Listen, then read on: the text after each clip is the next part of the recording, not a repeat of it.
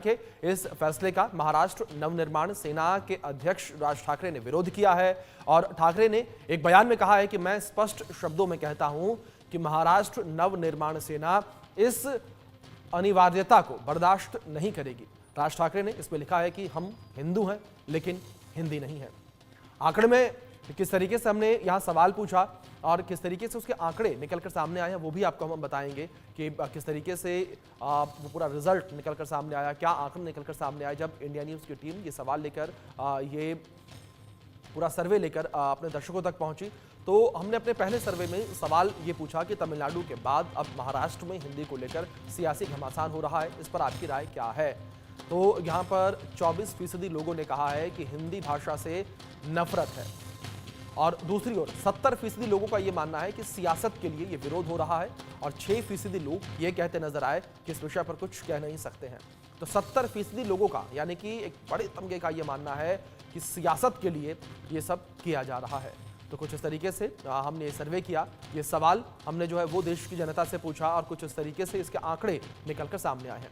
हमने अपने सर्वे में एक सवाल और पूछा, यानी कि दूसरा सवाल, वो सवाल था कि क्या क्लास 1 से 5वीं तक फडणवीस सरकार ने महाराष्ट्र में हिंदी को अनिवार्य किया है लेकिन राज ठाकरे भड़क गए हैं, क्यों। 25% लोगों का कहना है कि हिंदी बोलने वालों से नफरत है, 27% लोगों का कहना है कि क्षेत्रीय राजनीति है और दूसरी ओर 45% यानी कि एक बड़ा हिस्सा ये कह रहा है कि मराठा वोट बैंक के लिए ऐसा किया जा रहा है। 3% लोग कह रहे हैं कि इस विषय पर कुछ कह नहीं सकते हैं। और हमारे साथ तीनों मेहमान लगातार बने हुए हैं, सीधे उनका रुख करेंगे। इस बीच एक खास मेहमान हमारे साथ और जुड़े हैं, उनका भी रुख करेंगे। लेकिन यशवंत जी, जिस तरीके से ये आंकड़े निकलकर सामने आए हैं, इन आंकड़ों के बाद मैं सीधे आपका रुख करना चाहूंगा कि जहां 45% लोगों का ये मानना है कि जो मराठा वोट बैंक है उसके लिए किया जा रहा है, ज्यादातर लोगों का ये मानना कि राजनीति से प्रेरित ये स्टंट है। क्या दिक्कत यशवंत जी अगर बच्चे हिंदी पढ़ेंगे 5वीं तक तो? सुनो, मुझे ये जो आपने अभी आंकड़े दिखाए, मेरा उसके ऊपर बयान उल्टा बयान है। देखिए, बिहार के इलेक्शन है, बिहार के इलेक्शन के लिए ये हिंदी का जो है सख्ती का वाला सब्जेक्ट लेके आए जी। बिहार में ज्यादा करके उत्तर भारतीय लोग हैं, हिंदी भाषिक लोग हैं, उनकी सब एक गट्टा जो वोट है उनको चाहिए। वैसे महाराष्ट्र में भी आने वाले कुछ महीनों में कॉर्पोरेशन के इलेक्शन होने वाले, इधर मराठी और बिगर मराठी का झगड़ा लगा के बिगर मराठी वोट बैंक जो है उस एक गट्टा पूरी अपनी ओर लेने के लिए ये सब अभी ये चल रहा है जी।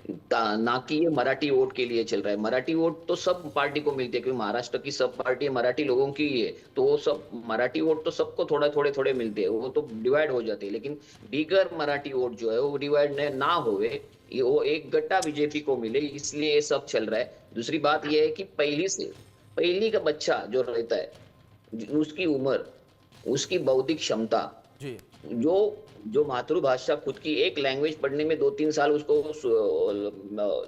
देर लगता है, वो 3-3 लैंग्वेज पे काम पढ़ेगा, उसको समझेगा, उसकी उसमें रुचि लगेगी, वो इंटरेस्ट लेगा, उसमें इंटरेस्ट हो सकता है। वो पहले स्कूल में जाने के लिए तैयार ही नहीं होगा अगर इतना बर्डन अगर ये छोटे आयु के बच्चों को देंगे। इधर स्कूल बैग का जो वजन है वो कम करने की भाषा करते हो, तो बौद्धिक वजन क्यों डाल रहे हो जी।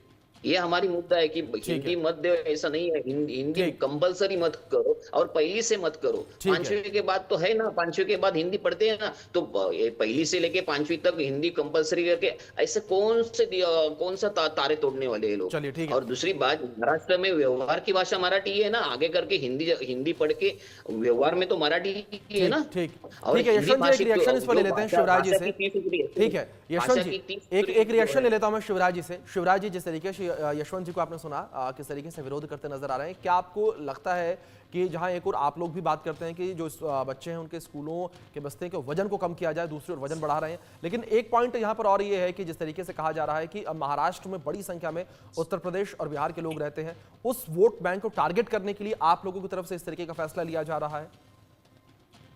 देखो, प्रादेशिक अस्मिता जगाकर राजनीति करने वाले लोग इसी तरह के बयान दे सकते जी। वो तथ्यों के साथ बात नहीं करते, तथ्यों के साथ इसलिए बात नहीं करते कि हमारे छोटे बच्चे पढ़ नहीं पाएंगे। ये जो उनकी बात है, ये बात बिल्कुल ठीक बात नहीं है। देखिए, हमारे महाराष्ट्र में मराठी संवर्धन के लिए ये जो प्रादेशिक अस्मिता वाले लोग हैं ना, इन्होंने कुछ भी मराठी बचाने के लिए पार्टियां लगाओ, इसके लिए लोगों को मारझोड़ करने के सिवा कुछ नहीं किया है। कितने लोगों ने अच्छी मराठी स्कूलें चलाई, कितनी मराठी की बात करने वाले नेताओं ने अपने बच्चे पूरे 100% मराठी स्कूलों में डाले, नहीं डाले जाते हैं। इन नेताओं के बच्चे अगर आप ढूंढेंगे तो अंग्रेजी स्कूलों में पढ़ते हैं, और मराठी के साथ साथ अगर हमारा बच्चा अंग्रेजी ट्विंकल ट्विंकल लिटिल स्टार अगर आसानी से पढ़ सकता है तो वो हिंदी क्यों नहीं पढ़ सकता? हिंदी तो बहुत हमारी नजदीकी भाषा है, हमारी बहन है मराठी की। शिवराज जी, मतलब आपको कहने का मतलब है कि ये कोई राजनीति नहीं, लेकिन अनिवार्यता है और समय की दरकार है कि बच्चे हिंदी भी पढ़ें।